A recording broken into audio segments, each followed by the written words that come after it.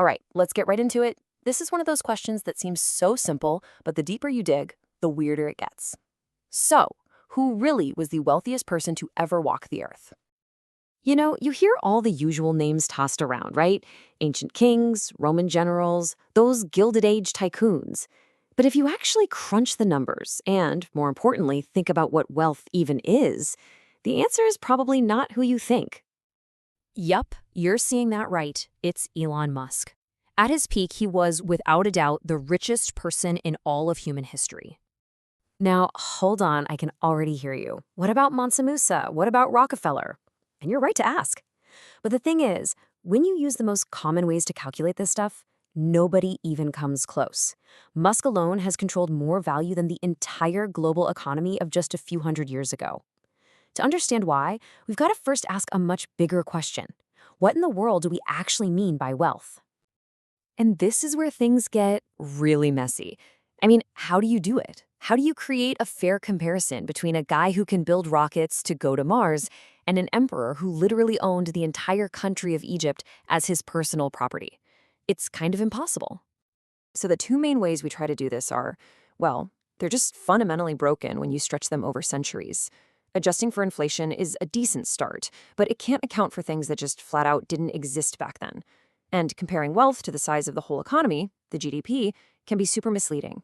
Having a huge slice of a really, really tiny pie isn't the same as having a slice of the gigantic global pie we have today. And this quote just hits the nail on the head. Think about it. John D. Rockefeller could buy 1,000 mansions, but he couldn't buy an iPhone. He couldn't get life-saving antibiotics. He couldn't even watch Netflix. So does that mean an ordinary person today is, in some ways, wealthier than he was? It's a really tricky question, and it shows you how weird this whole comparison is. At the end of the day, the very idea of wealth has totally changed. It used to be about stuff you could touch, gold bars, acres of land, herds of cattle. Simple. Today, the biggest fortunes are almost completely intangible. They're just numbers on a screen, representing stocks, data, digital assets, things you can't hold in your hand, but that have immense world-changing power. Okay, so keeping all that in mind, let's take a look at the classic contenders for the title. We're going to examine these historical heavyweights not just for how much they had, but for what their fortunes tell us about the limits of their own time.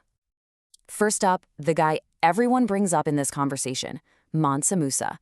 His inflation-adjusted fortune is estimated at a mind-boggling $400 billion. This man controlled about half of all the gold in the world at the time, but his wealth was fragile.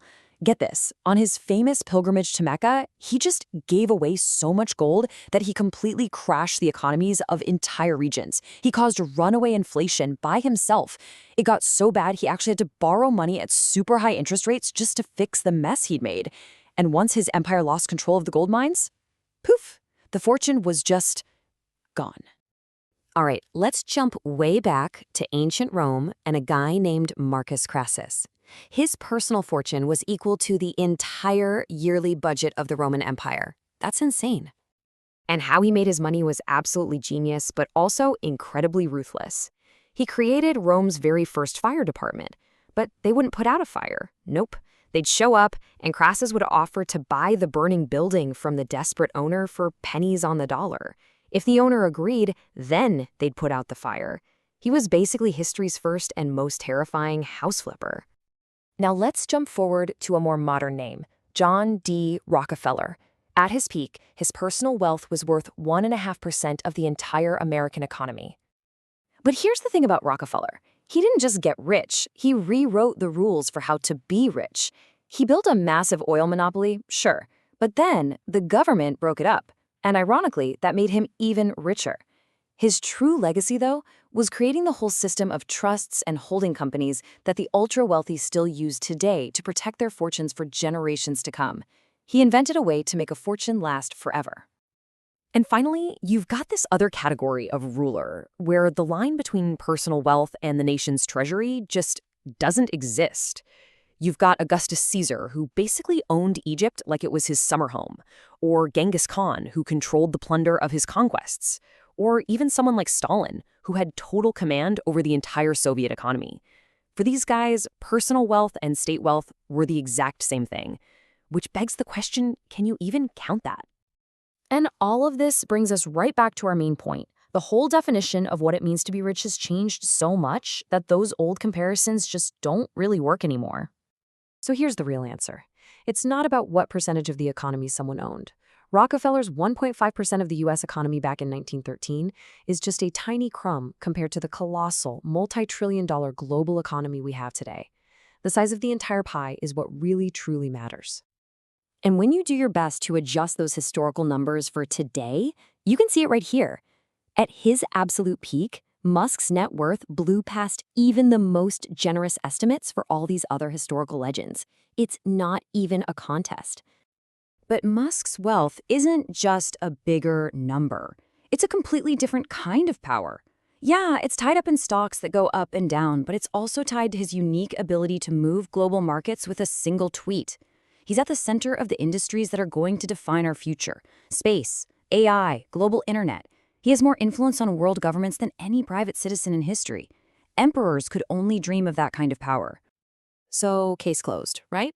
Musk is the richest. Well, there's one final fascinating little twist to all this modern, intangible wealth. Think about it like this. All that wealth is basically on paper, tied up in company stocks. If he actually tried to sell a huge chunk of it to turn it into spendable cash, that massive sell-off would cause the stock price to absolutely plummet, which would instantly destroy the very wealth he was trying to get his hands on. It's a brand new kind of wealth. It's not defined by gold you can hold in your hand, but by influence you can project across the globe, value that you can't quite touch. And that leaves us with one last, kind of mind-bending question to chew on. What's the point of being the richest person in history if you can't actually spend the money?